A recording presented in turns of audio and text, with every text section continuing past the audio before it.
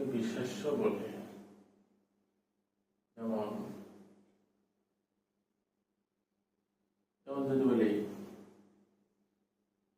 নজরুল, নজরুল একটি ব্যক্তির নাম এখানে আমরা পাই।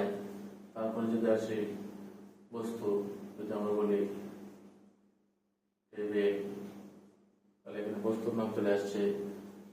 তারপরে যদি স্থান, আমরা লিখতে পারি